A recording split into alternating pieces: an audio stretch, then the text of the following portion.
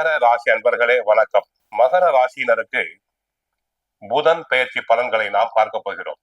புதன் பகவான் ஜனவரி 11ஆம் தேதி தனுசு ராசியிலிருந்து மகர ராசிக்கு செல்கிறார். அவர் 28ஆம் தேதி வரை மகர ராசியில் சஞ்சாரம் செய்வார். அன்றைய கிரக நிலவரங்கள்: மிதுன ராசியில் குரு பகவான் இருக்கிறார், சிம்ம ராசியில் கேது, தனுசு ராசியில் சூரியன், செவ்வாய், சுக்கிரன், மகர ராசியில் புதன், கும்பத்தில் ராகு, மீன ராசியில் சனி பகவான் இருக்கிறார். ஆக புதன் பகவான் மகர ராசியினருக்கு 6ஆம் இடத்திற்கும் 9ஆம் இடத்திற்கும் உரியவர். அவர் ஜென்ம ராசியில் சஞ்சாரம் செய்வதால் நன்மை உண்டாகும். இதுவரை விரயத்தில் இருந்து தங்களை கஷ்டப்படுத்தினார். தற்போது அவர் தங்களுடைய ஜென்ம ராசியில் இருப்பதால் நன்மைகள் உண்டாகும். சாதுரியமான பேச்சு, பிரசன்ஸ் ஆஃப் மைண்ட் உண்டாகும். குடும்பத்தை பொறுத்தவரை கணவன் மனைவி இடையே ஒற்றுமை ஓங்கும்.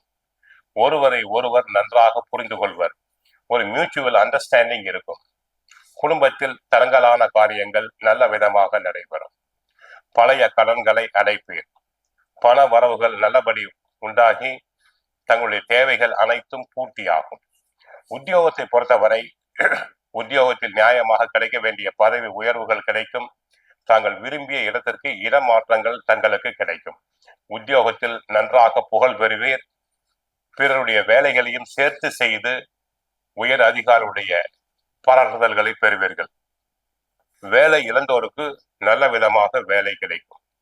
தொழில் வியாபாரத்தை பொறுத்தவரை தினமும் சாப்பிடக்கூடிய காய்கனிகள், வெந்தயம், பாசிப்பயிறு போன்றவற்றை விற்பனை செய்யும் வியாபாரிகளுக்கு அபரிமிதமான லாபம் உண்டு.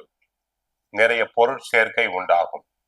ஆசிரியர் தொழில், கணக்கர் தொழில், ஜோதிடர்கள், ஸ்டேஷனரி வியாபாரம் செய்யும் வியாபாரிகளுக்கு பண வரவுகள் அபரிமிதமாக உண்டு.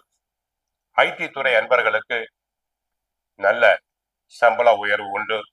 சிலருக்கு வெளிநாட்டு நிறுவனங்களிலிருந்து அழைப்புகள் வரலாம். அப்படி அழைப்புகள் வந்தால் மறுக்காமல் ஏற்றுக்கொள்ளுங்கள்.